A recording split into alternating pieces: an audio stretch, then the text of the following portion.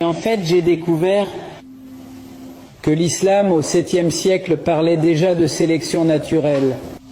En arabe, le nom de Muhammad a de nombreux noms, mais l'un des plus importants est Mustafa. Mustafa en arabe signifie celui qui a été choisi. L'idée est que depuis l'époque d'Adam, le premier être humain, Dieu a sélectionné à chaque génération le meilleur de tous les descendants d'Adam. Il y a eu une sorte de sélection naturelle d'une génération à l'autre, jusqu'à ce qu'il choisisse à la fin le meilleur des meilleurs des meilleurs, et c'est le prophète Mohammed.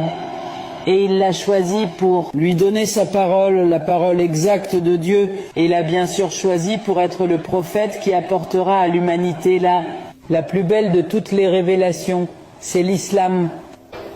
Or, l'islam n'est pas une religion au sens où on l'entend habituellement. L'islam est une culture qui comprend tout. Pour l'islam, le monde entier est un seul État. Dans la sourate 61, que Dieu a envoyé Muhammad avec une vraie religion, avec le bon message, avec le bon chemin, ce qui signifie qu'il n'y a qu'une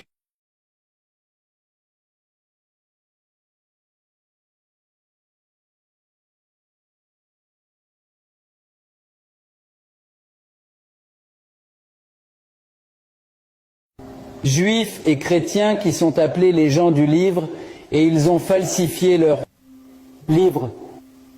C'est pourquoi Allah a dû envoyer un autre prophète, un prophète moderne, qui devrait apporter la dernière parole de Dieu et la seule parole de Dieu à l'humanité. C'est le Coran.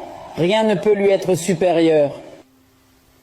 C'est la raison pour laquelle cette religion est considérée comme la plus importante de toutes. En arabe, on dit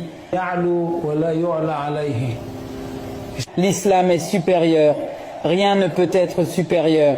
Cela signifie que nous parlons non seulement de la dernière parole de Dieu, non seulement de la plus belle parole de Dieu, mais aussi de la plus vraie de toutes les révélations.